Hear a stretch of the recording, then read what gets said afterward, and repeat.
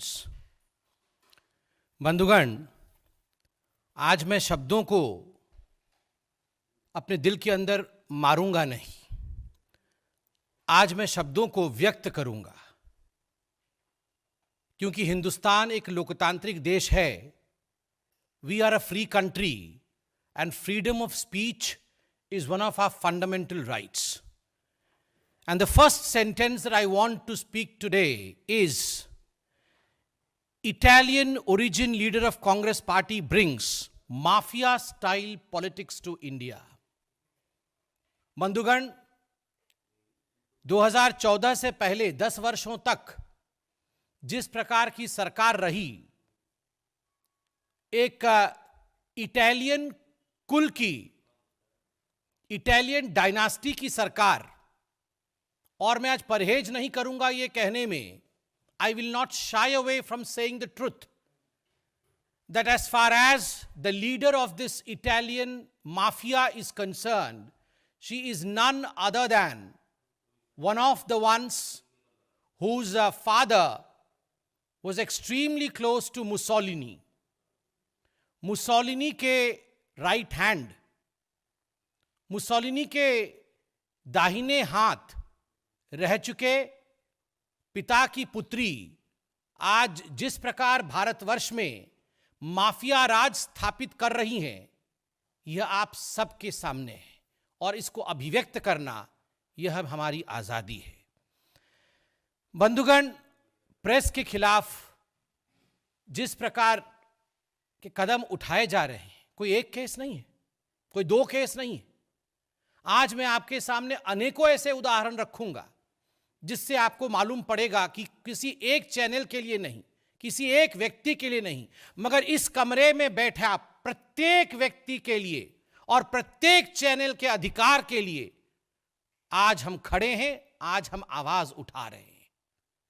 In fact, friends, such dastardly action against the press, against the people who dissent, is an attack on the fundamental right of not only the press, the reporters, the editors, but also the fundamental right, is an attack on the fundamental right of the core of this democracy called India. बंधुगण, mafia hates anyone who seeks the truth. Mafia के कुछ गुण होते हैं। Mafia कभी भी सत्य नहीं सुनना चाहता है, माफिया चाटुकारिता चाहता है। माफिया हमेशा एक कमिटेड ब्यूरोक्रेसी चाहती है, माफिया हमेशा एक कमिटेड जुडिशरी चाहती है, माफिया हमेशा एक कमिटेड जर्नलिस्ट चाहता है, एक कमिटेड जर्नलिज्म चाहता है, एक कमिटेड मीडिया चाहता है। बंधुगण, यही वो माफिया सरकार है। माफिया, और देखिए विडंबना, माफिया मां बेटे का जो माफिया सरकार है, इसने केवल प्रेस के ऊपर आघात किया हो ऐसा नहीं। जब इनको फेवरेबल जजमेंट नहीं मिलता है तो ये चीफ जस्टिस ऑफ इंडिया तक को नहीं छोड़ते हैं। They attack on the CJI of India, they move ahead for the impeachment of CJI of India, they call the CJI of India by names. तो ये केवल प्रेस का विषय नहीं है, यह विषय हम में से प्रत्येक नागरिक का है। हर नागरिक इस देश में सर उठा के जी सके और सत्य के साथ खड़े हो सके, ये माफिया होने नहीं देना चाहती है। माफिया लव्स करप्शन, माफिया भ्रष्टाचार को पसंद करती है, और जो लोग भ्रष्टाचार के विरोध आवाज उठाते हैं, माफिया उनको दबाने का प्रयास करती है। माफिया हेट्स कॉमन मैन, साधारण व्यक्ति। समीत ठाकर एक साधारण व्यक्ति है, कोई अमीर व्यक्ति नहीं, कोई बहुत बड़े परिवार से नहीं आता, मगर उसके ऊपर काला कपड़ा ढक करके, उसको बांध करके जिस प्रकार आतंकवादी के रूप में एक कोर्ट के सामने प्रस्तुत किया जाता है, और जब कोर्ट उसे बेल देती है तो माफिया उसे पुनः गिरफ्तार कराती है और पुनः काल कोठरी में ढकेल देती है, ये माफिया का चरित्र है। माफिया लव्स ड्रग्स, ड्रग्स का सिंडिकेट खोलना, ड्रग्स का कारोबार करना, ये माफिया को पसंद है। और जो ड्रग के खिलाफ आवाज उठाएगा, जो सत्य के लिए खड़ा होगा, माफिया उसे पनपने नहीं देगी, चाहे उसे घुटने पर क्यों ना लाना पड़े, माफिया वो सब कुछ करेगी। माफिया बाहर से सुंदर दिखता है, हमेशा ये माफिया का चरित्र है कि जो माफिया का एक्सटीरियर होगा वो बड़ा डेकोरेटेड होगा, कॉलम्स लिखा जाएगा, आर्टिकल्स लिखे जाएंगे माफिया द्वारा कि देखो हम कितने चरित्रवान हैं, हम कैसे डेमोक्रेसी को प्रोटेक्ट करने वाले हैं। एक तरफ तो Sonia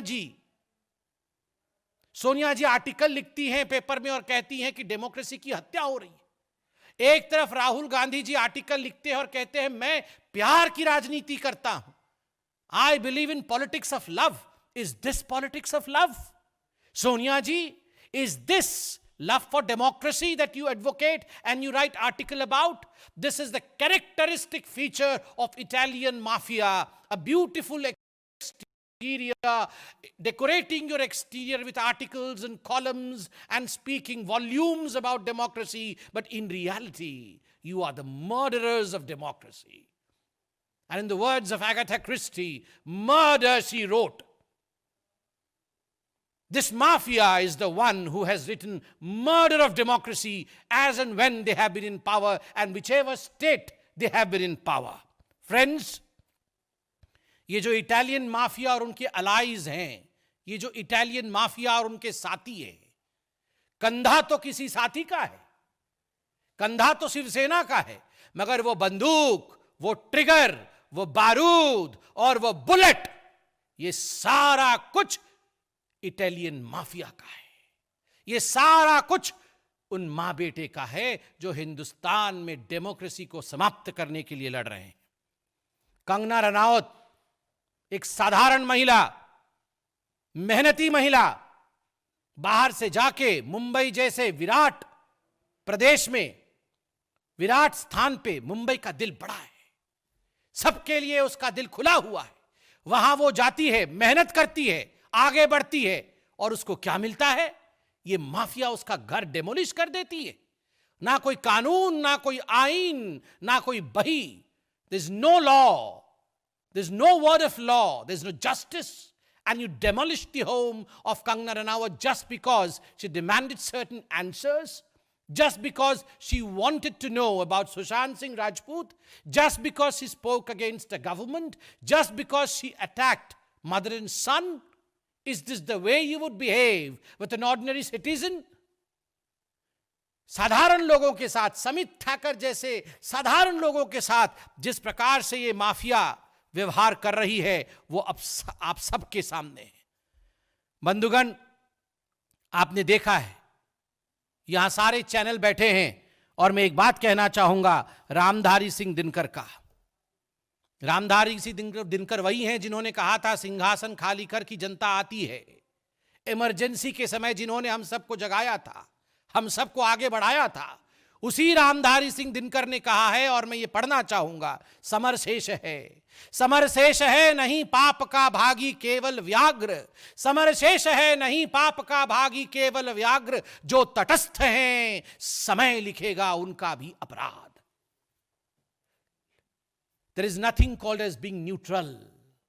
Being neutral is to stand with truth. जब भी कंफ्यूजन होता है, जब भी मन के अंदर भ्रम होता है, याद करिए इस पूरे विश्व में सबसे बड़ा रणक्षेत्र कोई है, जहां सबसे बड़ा दुंदुभिनाद हुआ था, वो कुरुक्षेत्र है। कुरुक्षेत्र में अर्जुन के मन के अंदर संशय था कि मुझे लड़ना है या नहीं लड़ना है, तो कृष्ण ने उनके रथ को बीच में स्थापित करके कहा था कि देख, एक तरफ न्याय है और एक तरफ अन्याय है, लड़ना है और अन्याय को समाप्त करना है और न्याय और धर्म के साथ खड़ा होना है। आज मैं सबसे अपील करता हूं, चाहे वो पॉलिटिकल पार्टी हो, चाहे वो आम नागरिक हो, चाहे वो संगठन हो, संस्था हो, एनजीओ हो, चाहे वो न्यूज चैनल हो, क्योंकि सभी न्यूज चैनल हमारे लिए बराबर हैं।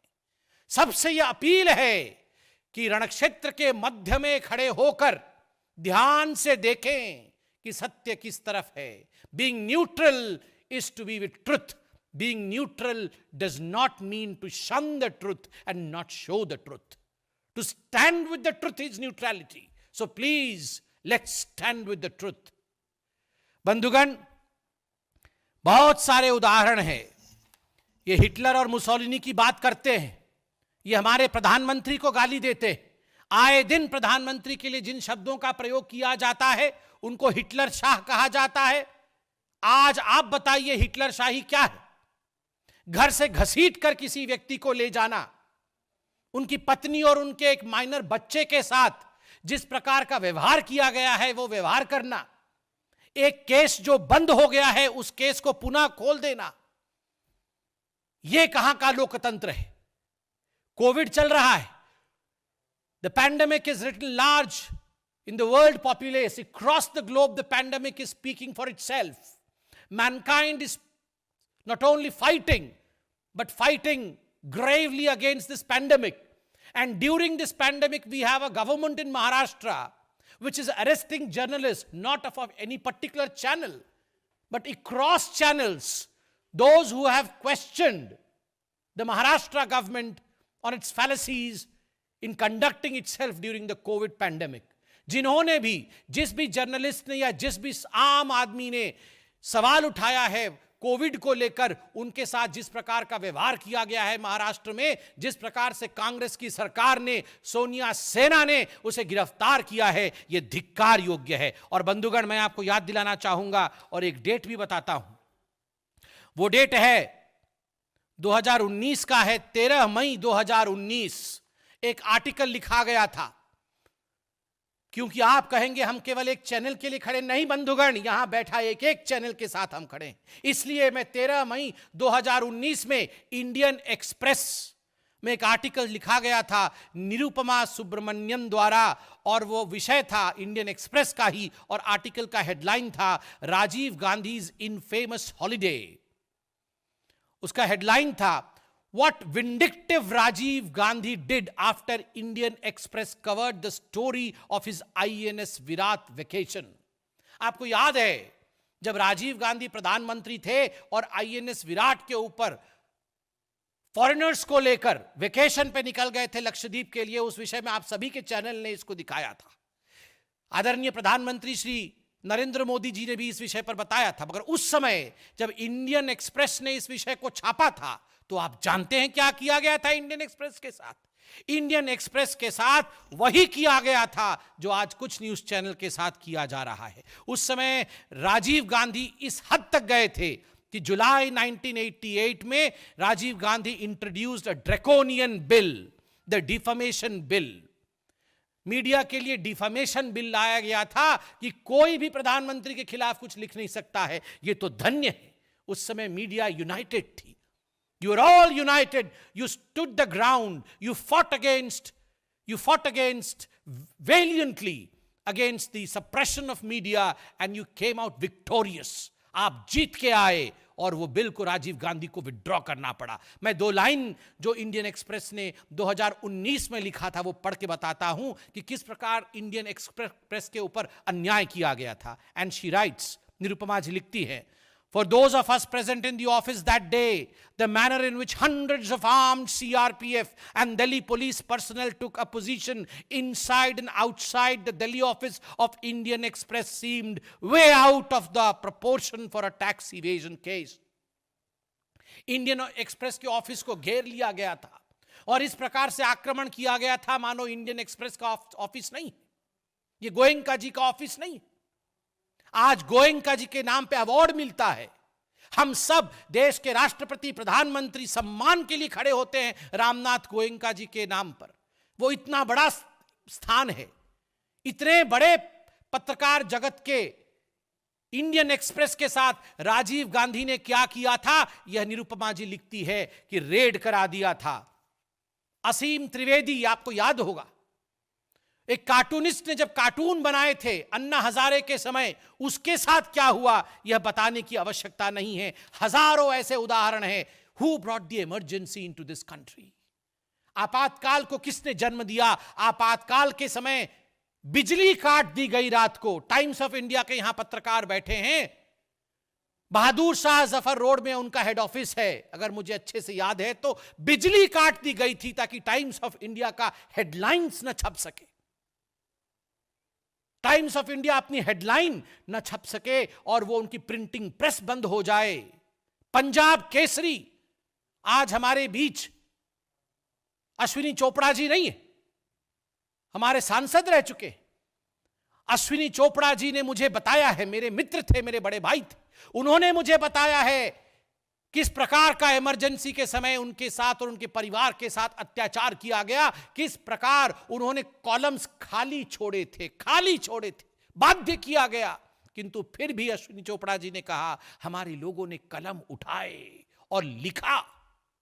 एक एक पत्रकार जो यहां बैठा है, चाहे वो इंडिया टुडे हो, चाहे वो टाइम्स ऑफ इंडिया हो, चाहे वो पंजाब केसरी हो, चाहे वो नवभारत टाइम्स हो, चाहे वो भास्कर हो, चाहे वो जागरण हो, सभी ने आपातकाल के समय जो सहा है उसके लिए उनकी पत्रकारिता को सैल्यूट है। हजारों पत्रकार अरेस्ट हुए, हजारों लाखों भारतीय अरेस्ट हुए। I call upon the Indians, let not this kind of mafia raj descend upon any state in India which is governed by the mafioso of Italy. ये जो माफियासो राज है, इटालियन में माफियासो कहते हैं, वहां से माफिया शब्द आया है। जिस भी राज्य में ये इटालियन सरकारें चल रही हैं, वहां पर इस प्रकार की गिरफ्तारी ना हो, घसीट करके किसी पत्रकार को बाहर ना निकाला जाए, इसके लिए हम लामबंद होकर खड़े हो, यही हमारी पुकार है। बंधुगण, अर्नब गोस्वामी जी के साथ आज जो हुआ है, यह पत्रकारिता के जगत के लिए एक काला दिन है। उनके माइनर बेटे के ऊपर अटैक करना, उनके घर में से उनको घसीट कर ले जाना, और वह भी एक ऐसे केस में जिसको 2018 में क्लोजर मिल गया था, the case which was closed in 2018। मैं आपसे सवाल पूछता हूं, अगर आज हम एकजुट नहीं होंगे तो कल बारी हमारी है। इसलिए हमें न्यूट्रलिटी के नाम पर युद्ध क्षेत्र के बीच में खड़े होकर देखना ही नहीं है, या युद्ध क्षेत्र के बीच में खड़े होकर न्याय धर्म की तरफ देखना है और अधर्म और अन्याय को त्यज देना है। इस विषय में आप सोचिए, हम सोचें, देशवासी सोचें। बहुत बहुत Subscribe to our channel by clicking the subscribe button. Click the bell button and enjoy the latest uploads from our channel.